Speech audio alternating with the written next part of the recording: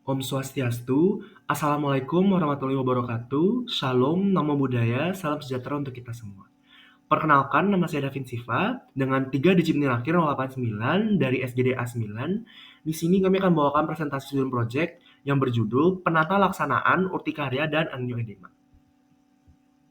Berikut adalah nama-nama anggota SGD A9 dengan NIM 017, ada Idewo Agung Gede Ari Pratnya Weda Sastra Oka Pemecutan, ada NIM 041 Niwayan Amanda Suwardiana Putri, NIM 065 IKD Bayu Pratnyana, NIM 089 Davin Siva, NIM 113 Imade Gididara Jiwa Aksara, dengan NIM 137 Ricci Daran Andreas, NIM 163 Trisya Nadine Simorangkir, NIM 192 dari Nata Nugraha, NIM 221 Iketut Gede Wahyu Wicaksana, dengan NIM 251 Titan Risina Rahayu, dengan NIM 196 Nilu Aura Suci Prameswari, dengan NIM 141 Teresia Jessica Winarto, dan dengan NIM 093 Fiona Yolanda Suryana.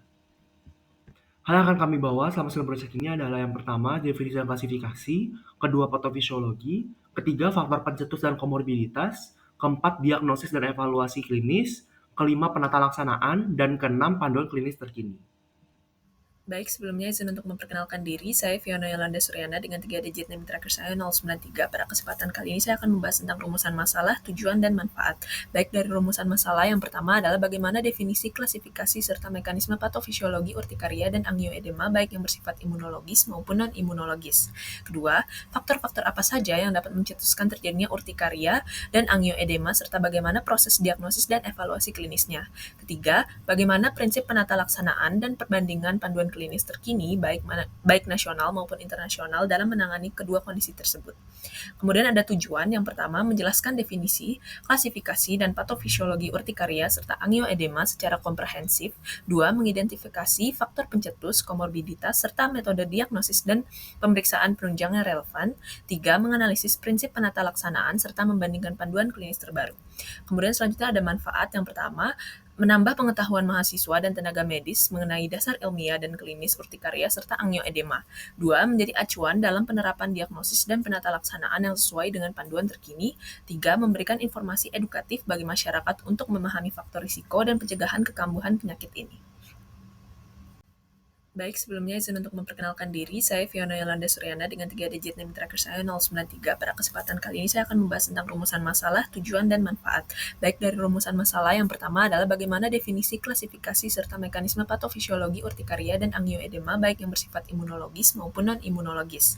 Kedua, faktor-faktor apa saja yang dapat mencetuskan terjadinya urtikaria dan angioedema serta bagaimana proses diagnosis dan evaluasi klinisnya. Ketiga, bagaimana prinsip penata laksanaan dan perbandingan panduan klinis terkini baik nasional maupun internasional dalam menangani kedua kondisi tersebut. Kemudian ada tujuan, yang pertama menjelaskan definisi, klasifikasi, dan patofisiologi urtikaria serta angioedema secara komprehensif. Dua, mengidentifikasi faktor pencetus, komorbiditas, serta metode diagnosis dan pemeriksaan penunjang yang relevan. Tiga, menganalisis prinsip penata laksanaan serta membandingkan panduan klinis terbaru. Kemudian selanjutnya ada manfaat, yang pertama menambah pengetahuan mahasiswa dan tenaga medis mengenai dasar ilmiah dan klinis urtikaria serta angioedema. Dua, menjadi acuan dalam penerapan diagnosis dan penata laksanaan yang sesuai dengan panduan terkini. Tiga, memberikan informasi edukatif bagi masyarakat untuk memahami faktor risiko dan pencegahan kekambuhan penyakit ini. Baik, izin untuk melanjutkan. Sebelumnya perkenalkan, nama saya Titan Risna Rahayu dengan 3 digit NIM saya 251. Jadi di sini saya akan menjelaskan mengenai definisi dari urtikaria dan juga klasifikasinya. Jadi urtikaria atau yang biasa disebut dengan biduran itu adalah gangguan kulit umum yang ditandai dengan lesi pruritik berbentuk wheel dengan bagian tengah itu pucat, yang biasanya hilang dalam 24-48 jam dan kadang disertai angioedem pada 40-60% pasien.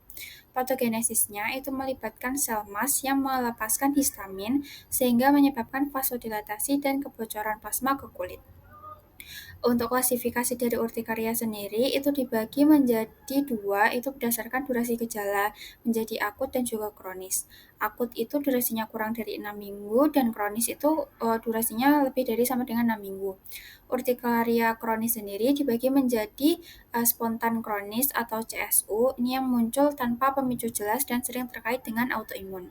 Serta urtikaria induksi yang dipicu rangsangan fisik seperti dingin, panas, tekanan, getaran, sinar matahari, atau dermatografisme. Biasanya lebih berat dan berlangsung lebih lama. Perkenalkan, saya Wayan Amanda Sordana Putri dengan 3 digit NIM terakhir 041. Selanjutnya, saya akan membahas mengenai poin 2.1.2, yaitu angioedema, histamin mediated, dan bradykinin mediated. Angioedema adalah pembekakan mendadak pada jaringan subkutan atau submukosa akibat peningkatan permeabilitas vaskular. Kondisi ini dapat berbahaya bila mengenai saluran nafas atas. Berdasarkan mekanismenya, dibagi menjadi dua, yaitu histamin mediated dan juga bradykinin mediated.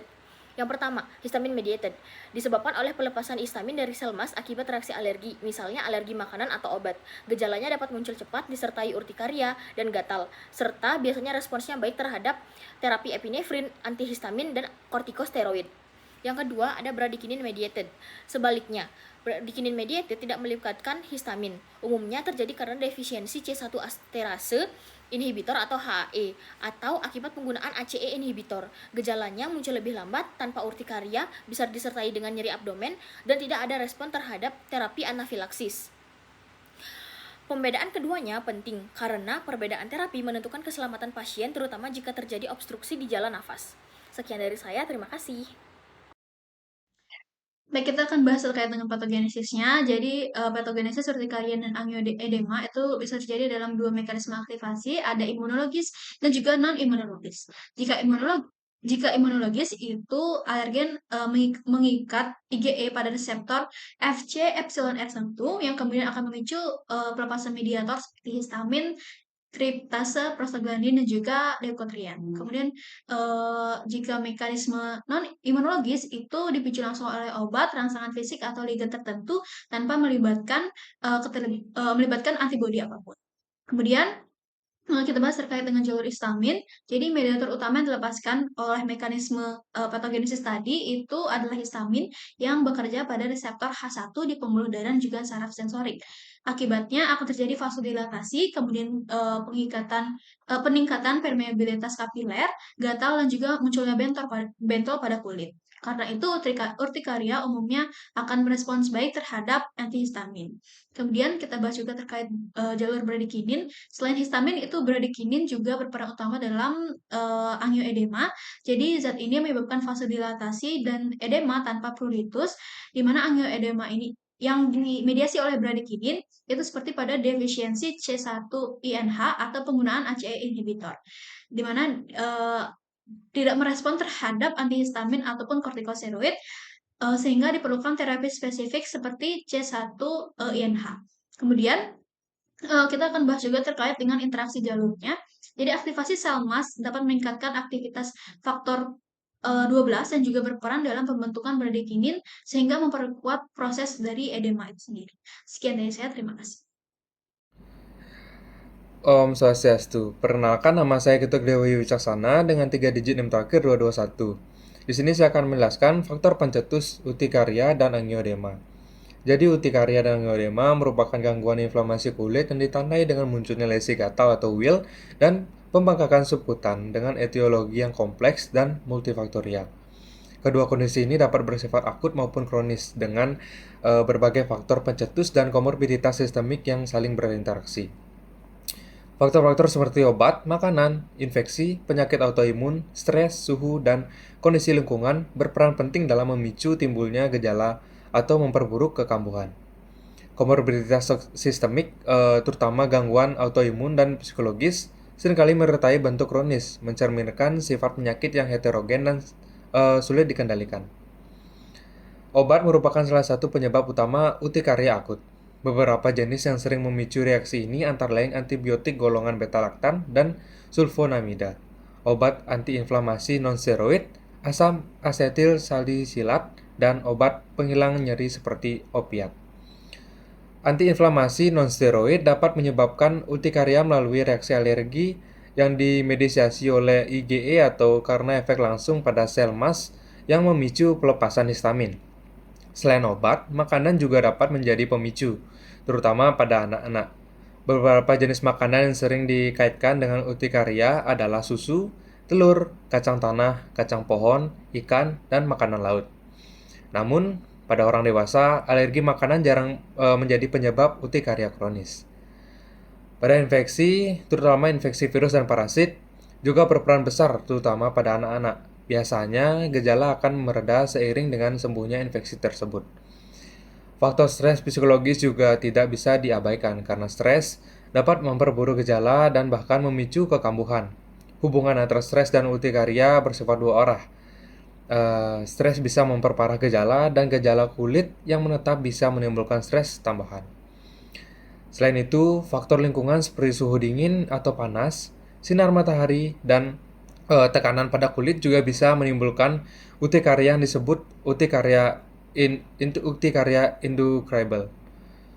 Dengan jenis paling sering adalah urtikaria dingin dan dermatografisme sebagai bentuk yang paling sering dijumpai pada pasien. Sekian jawaban dari saya, terima kasih. Perkenalkan, saya Kak Boy Pernyana dengan NIM 065. Jadi komorbidtas antara urtikaria dan juga angioedema menggambarkan kondisi di mana kedua gangguan ini muncul secara bersamaan akibat mekanisme imunologis yang saling berhubungan. Urtikaria sendiri ditandai dengan munculnya lesi eritematosa dan juga rasa gatal akibat aktivasi sel MAS serta pelepasan histamin dan mediator inflamasi lainnya. Sementara itu, angioedema merupakan pembengkakan pada lapisan dermis bagian dalam atau subkutis akibat peningkatan permeabilitas vaskular yang dapat muncul bersamaan dengan urtikaria kronis pada sekitar 30-50% pasien. Keberadaan angioedema bersama urtikaria umumnya menunjukkan perjalanan penyakit yang lebih berat, durasi yang lebih panjang, serta respon yang lebih rendah terhadap terapi antihistamin. Lalu dari segi patofisiologi, kedua kondisi tersebut memiliki jalur imun yang tumpang tindih, terutama melalui aktivasi sel MAS, histamin, bradikinin, serta sistem komplement. Selain itu, pasien dengan urtikaria kronis menunjukkan peningkatan risiko mengalami penyakit autoimun seperti tiroiditis autoimun, sindrom metabolik, serta gangguan psikiatris seperti kecemasan dan juga depresi. Kombinasi urtikaria dan angioedema ini memerlukan evaluasi menyeluruh terhadap faktor pencetus kondisi komorbid dan pendekatan terapi yang lebih individual untuk mencapai kontrol gejala yang lebih optimal. Baik, sekian dari saya, terima kasih. Baik, di sini saya Dewa Agung dari Pak Weda Sastra Komucikan dengan 3 digit yang terakhir saya 017 akan menjelaskan mengenai diagnosis dan evaluasi klinis. Jadi diagnosis dan evaluasi klinis urtikaria serta angioedema diawali dengan anamnesis dan pemeriksaan fisik yang teliti. Jadi dokter perlu menanyakan waktu munculnya lesi, faktor pemicu seperti makanan, obat, suhu atau stres, serta riwayat penyakit alergi atau keluarga dengan keluhan serupa. Anamnesis juga membantu membedakan apakah kelainan ini bersifat akut ataupun kronik, yang penting untuk menentukan penyebab dan pelaksanaannya. Pemeriksaan fisik dilakukan dengan mengamati bentuk, distribusi, serta lama bertanya lesi pada kulit. Lesi urtikaria biasanya berupa bilu kemerahan yang gatal dan hilang dalam waktu kurang dari 24 jam tanpa meninggalkan bekas. Sedangkan pada angioedema, tampak pembengkakan lebih dalam pada dermis atau subkutan, sering melibatkan wajah, bibir, atau saluran nafas. Jika dari anamnesis dan pemeriksaan fisik penyebab belum jelas, maka dilakukan pemeriksaan penunjang. Pemeriksaan kadar IgE total dan spesifik dapat membantu menilai adanya reaksi alergi tipe 1. Pemeriksaan komplement seperti C4 dan C1 esterase inhibitor penting terutama dicurigai angioedema herediter. Tes lagi seperti skin prick test atau spesifik IgE dilakukan bila diduga ada infeksi spesifik seperti misalnya makanan atau obat. Diagnosis banding yang perlu dipertimbangkan meliputi reaksi obat, vaskulitis urtikaria, dermatitis kontak, eritema multiforme, serta reaksi anafilaksis, tergantung pada gejala sistemik yang menyertai. Dengan kombinasi anamnesis mendalam, pemeriksaan fisik yang cermat, dan tes yang tepat, diagnosis urtikaria dan angioedema dapat didekatkan secara akurat dan untuk menentukan terapi yang sesuai. Sekian dari saya, terima kasih. Akan dilanjutkan oleh teman saya. Baik, perkenalkan nama saya Denata Nugraha dengan 3 digit NIM 192. Dan saya akan melanjutkan pembahasan ke penata laksanaan urtikaria dan juga angioedema. Prinsip umum dari penata laksana adalah untuk menghilangkan gejala, mencegah kekambuhan, dan juga mengatasi penyebab. Pendekatan didasarkan pada mekanisme penyakit histaminergik atau bradikinergik. Panduan seperti EACI atau GA2LEN tahun 2022 menekankan stepwise management, yang dimana terapi dimulai dari dosis rendah meningkat sesuai respons. Evaluasi jalan nafas menjadi prioritas utama, terutama jika terdapat pembengkakan lidah atau laring. Bila terjadi obstruksi, segera lakukan intubasi atau tracheostomi. Ada juga yang menerapkan terapi farmakologi seperti menggunakan antihistamin non sedatif generasi kedua cetirizine, loratadine, fexofenadine yang merupakan lini pertama. Bila tidak membaik, dosis dapat dinaikkan hingga 4 kali lipat. Kortikosteroid sistemik digunakan jangka pendek pada fase akut seperti prednison 0,5 sampai 1 mg per kilogram per hari selama 3 sampai 5 hari untuk menekan inflamasi. Pada urtikaria kronis yang spontan dan juga refrakter, omalizumab 300 mg setiap 4 minggu efektif menurunkan gejala hingga 70%. Bila tetap tidak responsif, dapat diberikan siklosporin A 3-5 mg per kilogram per hari atau terapi biologik baru seperti dupilumab. Perkenalkan, nama saya Tracy Jessica Winarto dengan 3 digit NIM terakhir 141. Jadi di sini saya akan menjelaskan melanjutkan mengenai penata laksanaan dari urtikaria ataupun angioedema ini. Nah, pada pelaksanaan ini, pendekatan non farmakologis yang bisa kita lakukan yaitu kita dapat mencatat diari gejala untuk mengenali pemicu seperti makanan, obat ataupun suhu ekstrim atau stres yang mungkin dapat menyebabkan parahnya dari gejala ini. Lalu kita juga dapat menghindari NSAID dan gunakan pakaian longgar serta sabun yang lembut. Selain itu, kita juga harus KIY ke pasien untuk meningkatkan kepatuhan dan mengurangi stres yang dapat memperburuk gejala. Lalu kita dapat melakukan monitoring berkala dengan UAS7 dan pemeriksaan C4, C1 INH dilakukan pada kasus angioedema yang berulang. Baik, sebelumnya perkenalkan, nama saya Ricidra Andreas dengan 3 digit NIM terakhir saya 137. Di sini saya akan membahas mengenai panduan klinis terkini untuk urtikaria dan juga angioderma. Pertama itu pedoman internasional itu menyebut bahwa urtikaria sebagai penyakit akibat aktivasi sel MES yang menimbulkan WIL, angioderma ataupun keduanya dengan bentuk kronis yang mengganggu kualitas hidup. Diagnosisnya meliputi klasifikasi serta identifikasi pemicu dan juga komorbiditas. Terapi utamanya adalah antihistamin H1 generasi kedua, dapat ditingkatkan hingga 4 kali dosis, kemudian omalizumab ataupun imunosupresan bila tidak respons. Untuk angioderma herediter atau HAE, pedoman WHO atau EAACI itu menekankan deteksi dini, terapi akut cepat, dan juga pencegahan jangka panjang. Untuk di Indonesia, pedoman nasional yang relevan adalah PPK Podolsky tahun 2021 yang membahas mengenai urtikaria dan angioderma yang mencakup anamnesis, pemeriksaan, dan juga tata laksana. Terapi lini pertamanya adalah antihistamin H1 generasi kedua, non-sedatif, dengan penekanan pada identifikasi serta eliminasi faktor pemicu, dan juga pengelolaan disesuaikan dengan keparahan serta respons dari terapi. Jadi untuk kedua pedoman ini menekankan diagnosis yang jelas dan juga penggunaan antihistamin H1 generasi kedua sebagai terapi lini pertama. Pedoman internasional memiliki algoritma yang lebih rinci, itu meliputi peningkatan dosis, terapi biologik atau imunosupresan, dan juga bab khusus untuk HAE. Sedangkan pedoman nasional itu lebih sederhana dan disesuaikan dengan konteks di Indonesia. Untuk kasus kompleks, pedoman internasional dapat dijadikan sebagai referensi tambahan. Baik, dapat disimpulkan bahwa urtikaria dan angioedema merupakan reaksi hipersensitivitas kulit akibat aktivasi sel MAS dan pelepasan histamin yang dapat terjadi secara akut maupun kronik.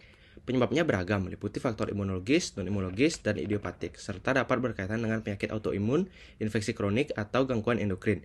Diagnosis ditegakkan secara klinis berdasarkan anamnesis mendalam dan identifikasi faktor pencetus dengan pemeriksaan laboratorium yang dilakukan secara selektif untuk mencari penyakit sistemik yang mendasari. Penata laksanaannya berfokus pada eliminasi faktor pencetus dan pemberian terapi farmakologis, di mana antihistamin non-sedatif generasi kedua menjadi lini pertama yang direkomendasikan.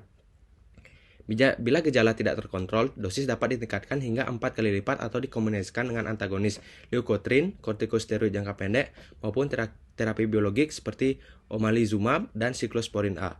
Edukasi pasien sangat penting agar dapat menghindari faktor pemicu serta memahami sifat kronik penyakit, sementara pemantauan jangka panjang diperlukan untuk mencapai remisi dan mencegah kekambuhan. Untuk sarannya, tenaga medis perlu terus memperbarui pengetahuan mengenai pedoman terbaru penata laksanaan urtikaria dan angioedema, termasuk penggunaan antihistamin dosis tinggi dan terapi biologik modern, agar penerapan terapi lebih efektif dan berbasis bukti ilmiah. Edukasi pasien juga penting untuk membantu mengenali dan menghindari faktor pencetus seperti stres, obat, dan makanan alergen guna mencegah kekambuhan. Penelitian lanjutan diperlukan untuk memahami mekanisme imunopatologi, menemukan biomarker prediktif, serta mengembangkan terapi yang lebih individual dan presisi. Selain itu, institusi kesehatan dan pendidikan berperan dalam meningkatkan kesadaran masyarakat melalui program edukasi dan deteksi dini guna mempercepat penanganan dan mengurangi beban psikologis maupun ekonomi pasien. Demikian presentasi student project dari SGD A9. Terima kasih.